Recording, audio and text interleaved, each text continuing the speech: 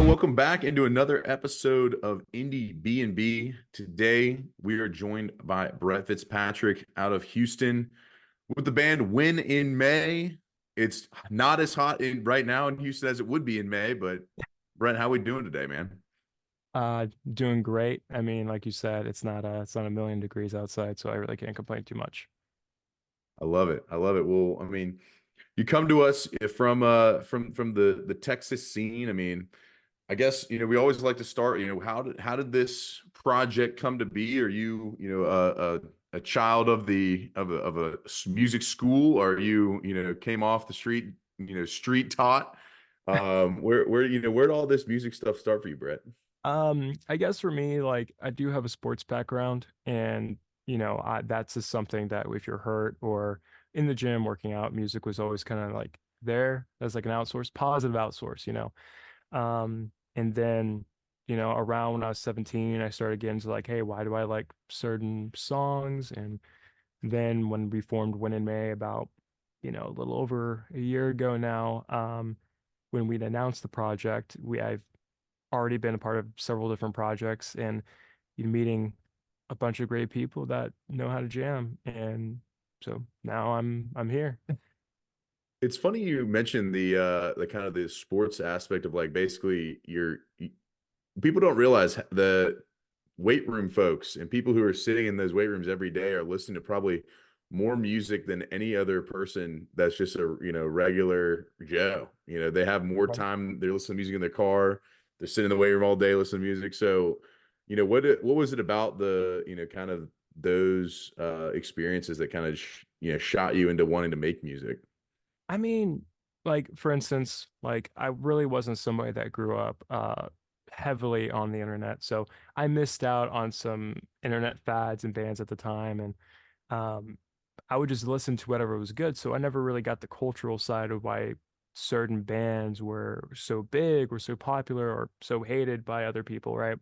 So I would just listen to everything. Like I didn't have to listen to hard rock when I'm picking up weights or anything like that. I'll listen to jazz or reggae or R&B while running, just whatever sounded good that I could imagine myself being in a movie in and just kind of distract myself from, because let's face it, nobody likes cardio. I don't know who is a sociopath who likes cardio. I personally don't. So, I would just want to get lost in my own thoughts as I'm just trying to get through 30 minutes of cardio.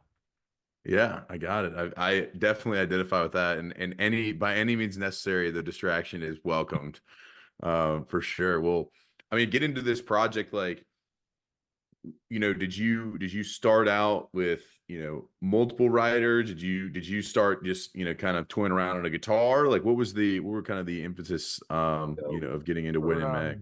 yeah, for Win in May, I mean, I had met a lot of people just through other projects and being in the scene. And Keon, who's our main producer, he reached out to me and just wanted to see who I was, wanted to make some great music. And at first, it just started out with two people, and then as we started gaining popularity, we came up with a name, we came up with a logo. People really liked it. Um, we started working with a lot of different composers, different guitarists, bass players, drummers, We never really had a set lineup of people that we wanted to also buy into this, and which kind of helps with our sound and can always make our songs sound different while me and Keanu are the two main writers of this. That way it still sounds like a Win and May track while we have different players. And like the people we have currently that help us with our shows and when we go on the road, even though they're not writers, they treat the songs as if was their own. And now it's we're up to around 10 to 15 for the total EP right now, and we're just if people have good ideas, we want to incorporate it the best we can. Nice. So like, what's the so do you guys have kind of a lockdown writing process, or like what You does it know, look like to create for you guys? So a lot of times, I guess with a lot of musicians now, there's so much out there and we'll want to go in. Sometimes we have the lyrics first, sometimes we have a melody, sometimes we don't. We'll have maybe a collection of songs that we really love that are in the genre that are very similar. And then we'll also have a collection of songs that are in the same genre, but we don't like at all. and we will sit down, drive ourselves crazy, listening to like maybe these 10 or 15 songs. Why do we like it? What is it that they're doing that this artist did? And just trying to put our own spin on it. We don't go in with a dartboard. Sometimes you can just be like, oh, this song sounds super similar. And it's like, ah, what if we did that? And then we'll just try to gear the process. And, we want to be able to make an original product, obviously. If we can't do that, we don't really follow through with it. They're like this upcoming EP is only 5 songs. We think that's a great introduction, because we would really focus on quality in the writing rather than just let's put out a bunch of demos and hope people bite and then see what goes from there. We just want to act like we've been here already?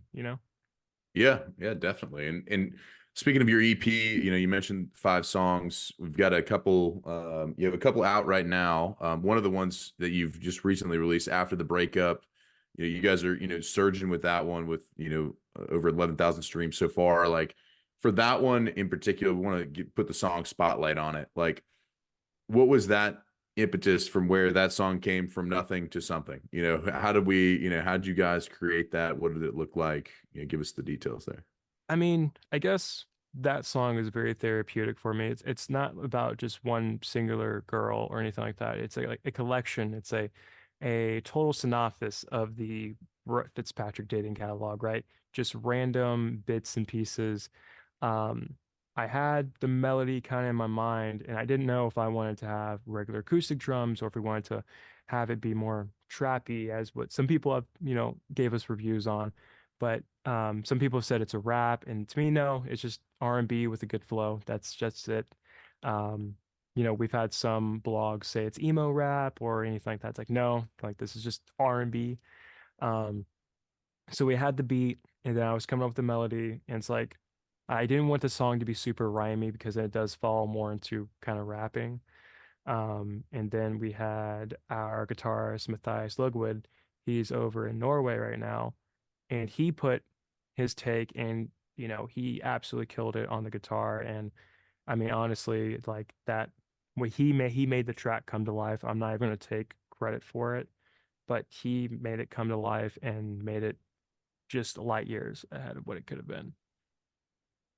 So it sounds like you guys have, I mean, a fair like process of like you're gonna come up with lyrics and come up with the general like overall baseline of it, and then you have your folks that are obviously in your sphere kind of bring in their take on. Do you send that stuff to them and then he comes back with the guitar, or is like what's the process there? So we will always kind of have a rough idea of where we want him to play, or anyone, for example, like, as I do play, I am nowhere near as talented as some of the other people that have dedicated their whole life to it. Um, so I'll definitely have the chords, BPM, and progression already written out and tell them like, here's your box. And if we have a guitar demo already made, like earlier today, we're already working towards other songs, and I've already had older demos that I had made. I'm like, hey, I know you're better than me. Please add your twist on it. And that really helps us not be just a pop star trying to make it all their one way. It's like, this is a band. Whether the band that I play with writes it or not, it still has that band feel. And that's something I've always Mhm. wanted. I don't want to be a pop star. I want to be the pretentious lead singer for a reason. So. I like it. I like it. You have a vision in that how you want to write things and going through that. So I mean, when what inspired, obviously you mentioned a bunch of different breakups and different, the full catalog, like anything in particular on that, in that front that really like was like, all right, like this inspired this lyric specifically, or, just overall, just like, hey, like I'm going to look at my dating life and I'm going to think about, how it makes me feel and I'm going to come up with a song about it. Like what was the kind of the question you asked yourself to get to that point? Yeah, no. So with this like song, it was very much just being a little bit older and realizing what I do is also not good. Takes two to break up, takes two to make up, takes two for everything, right? So it's definitely taking accountability, and like I'll definitely say with social media being as horribly toxic as it can be, you can stalk somebody without even leaving your house, right? So it's very much like internet stalking when I say I still see you in that dress used to wear with me, and I'm comparing pictures. I'm like, oh, that's the same one, or making sure the photos are still up. And I guess like I can say it's me realizing how silly it is, this whole like thing with social media and how people really look too far into it. Hmm. And it's just me kind of just trying to grow up a little bit. I mean, I know I have a lot more to go and maybe in 10 years I'll still be trying to grow up. So it's just me just trying to take ownership of my own actions while, because I'm not really romanticizing the breakup. I am saying how horribly off I am and like, oh, I'm the one who messed it up. I'm the one who did this. So it's just kind of just taking ownership.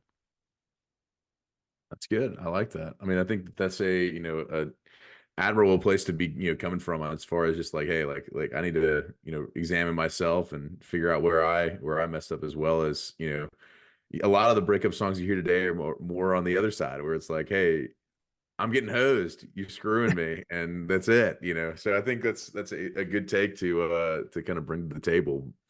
So, for you guys, kind of transitioned over to some live music, like what what are some of the things that you guys take from your writing sessions? Like when you're thinking about, all right, hey, here's what we're going to do for a live set. Like, do you think about how, like when you're writing the songs, like, all right, like, how are we going to do this live? Or is it more of like all right, we're going to write it, put it out. And then when we get to the live point, it's going to be like, hey, this is going to be an even different version of how we did it. Like, what's I guess, the transition from writing room to live set or concert?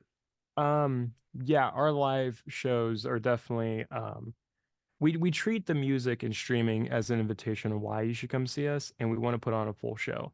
Um, so like, yeah, we're always just like trying our best, like what would sound better live, whether that's tweaking a solo or swapping on an instrument, or we have a song that's going to be on the EP. It's called By Your Side that has a lot of different atmospheric sounds with piano, strings, harp, and just other textural things like slide guitar and the main focuses are acoustic. So like we're gonna do stripped down versions of songs and stuff like that.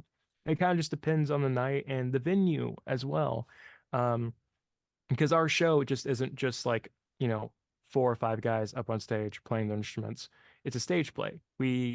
It's like a cafe by day, bar by night, speakeasy schemes. You can see some of the furniture that's up on stage around me right now.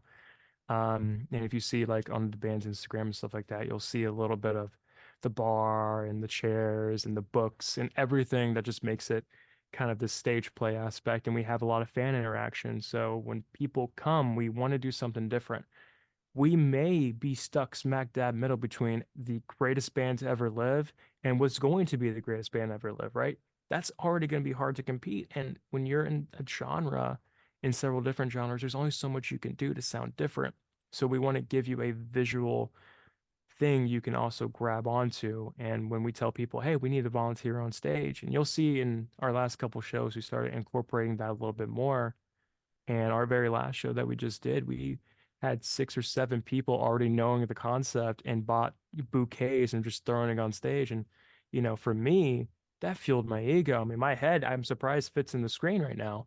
But, when we have the flowers and we have the fan interaction and we're able to just make you buy in. And then eventually, like, it breaks down, right? And then we just do the regular rock show. Like, we play the rest of our songs, thank everyone for coming out. And we even have like a fake fight on stage between the band, right? Because it's like I'm messing with everything, or like I don't know what's really going on. And, we've had to let some of the sound engineers know because they'll come up on stage like, hey, what's going on? Please, like, hey, what's going on? We're like, no, like, It's part of the sorry, deal. it's a bit.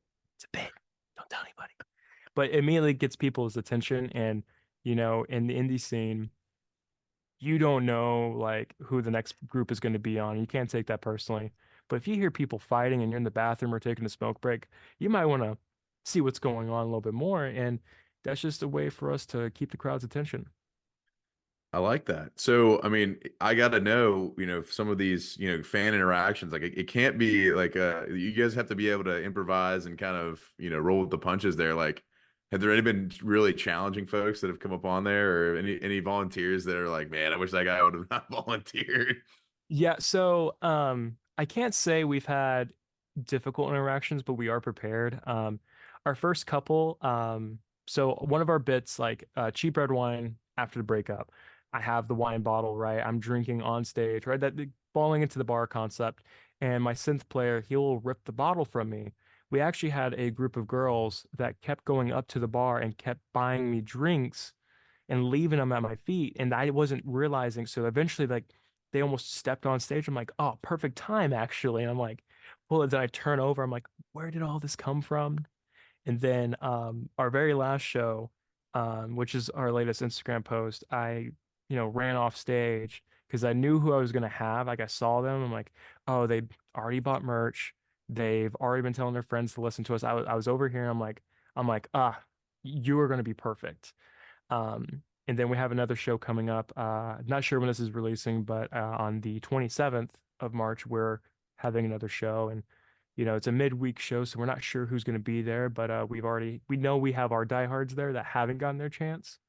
So our goal is to try to bring them out, or, you know, uh, everyone that's up there is an entertainer. We might just bring another band up on. It's like, hey, I'm bringing you. Like, you're doing double duty tonight. So, Interesting. So it's like you got to be on your toes when you're at a Win in May show. I mean, it's you better be yeah. ready for some participation. You better be anticipating some drama on the stage. I mean, I like that. I think there's something to be said about like if you're in between the two. I like the way you put that in between the two greatest bands ever. It's like there's something that's got to grab you and hold you, and be able to like you're going to be the one thing that people remember, no matter what they saw. It's like, dude, but what about that band who had like the whole red wine thing and like they were Yeah. fighting on stage? Like, I mean, what are we talking about there? Um, I love that. I love that. Well, I mean, obviously you've had some time to like think through the bits. I mean, and like and get into, the have it be a full kind of performance. Like, how long did that take you guys? Like, how many shows before you felt like, all right, it's where we wanted to be. What was the refinement process? Do y'all, practice the bits with each other and Um, then you go on, or is it yeah. kind of just full So out? what's really great is we're just now starting to take over the scene, and we're still adding on. We're buying new furniture. Things are going to break. It's just going to happen. You're going to have to replace it. You might find something better. Because we'll go to little, knickknack shops and little like furniture stores that are like consignment based. You'll find like the weirdest, obscurest stuff. Um, with the band, we're always kind of improvising. Like we haven't had a show start the same. We haven't had it end the same. And that's what's great. Like everything's going to hit the fan at some point, or it's going to be the most perfect thing. We're still tinkering with it, and that's what we tell people. It's like you're not going to get the same show twice. As much as we would love to be able to emulate some things, you just can't, right? That's not practical to think about, right? So, um, we do try to practice, we do try to rehearse because, when you're in a room and you have like one person monitoring, like, oh yeah, just making sure that we look and we're on time. It's awkward. It's so incredibly awkward. You feel like, man, what am I doing? And then when you get up on stage and you have, 50, 75, 100 people that are just there watching you, it's like, oh, it's kind of easy. Like, Hmm. I don't know why it feels that way, when we're just playing instruments and stuff like that. But then when we're trying to do everything else, like my synth player, Seth, he felt very awkward his first time doing it. And then our next show, he's just like, yeah, it's whatever now. It's like, hey, Part it of the feels deal. better. And, dialogue's going to change. How we fight's going to change.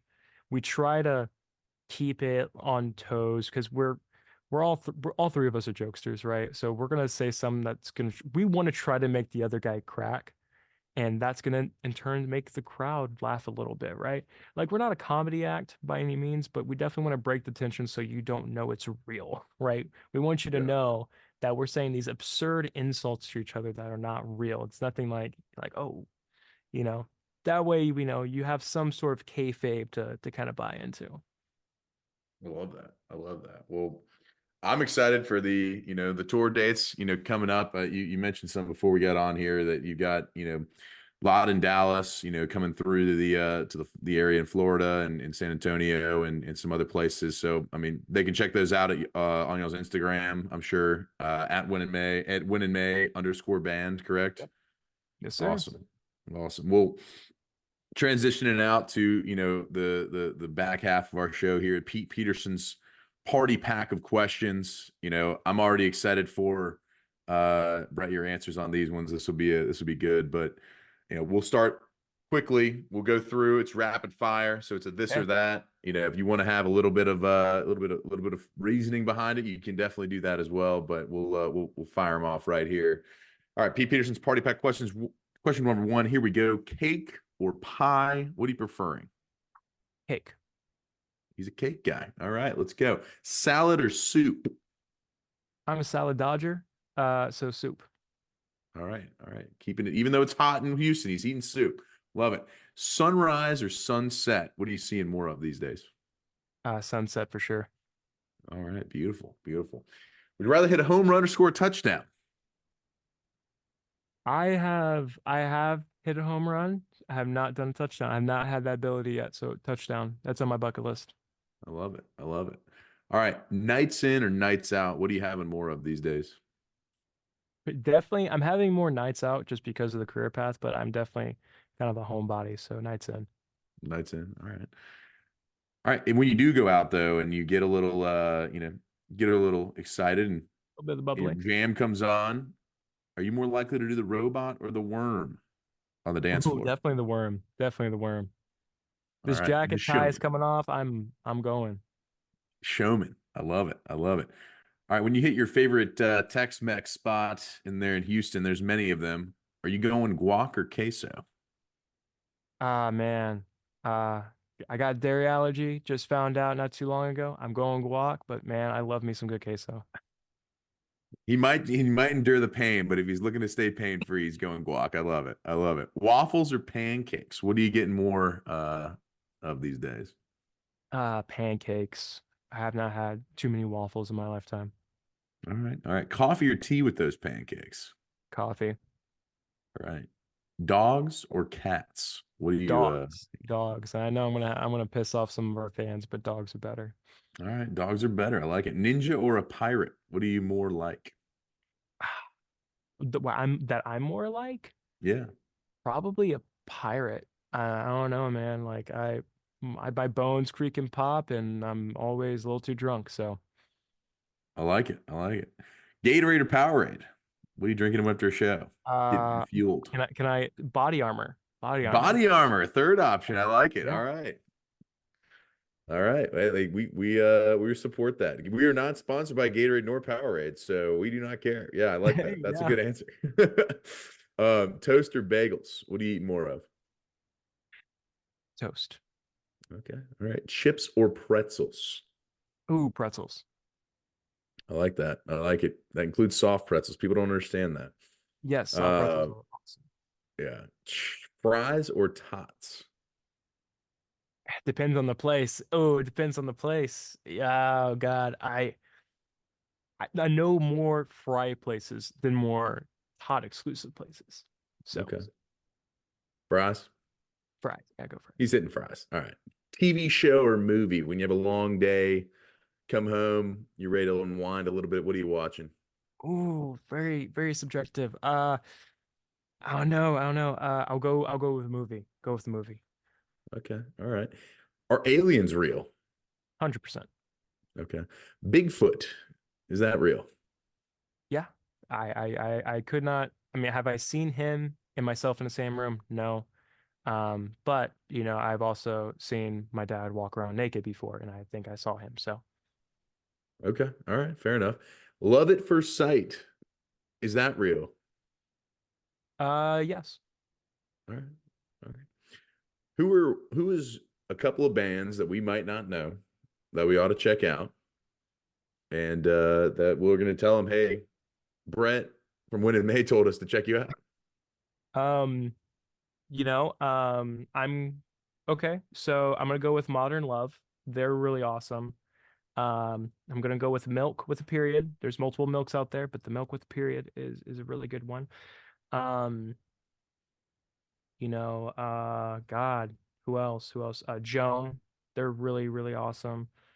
And then Sleepwalking Animals. Those are some bands I think people should really check out. All right. So I All got within my under a million listeners too. So like, hey, you're gonna definitely find some bands before they blow up. yeah, that's good. I like that. I like that. Keeping it on the, hey, they're still up and coming. They're still in that phase. So Modern Love, Milk with the period. Yes. Joan, is that Joan? Yes. All right. And then Sleepwalking Animals.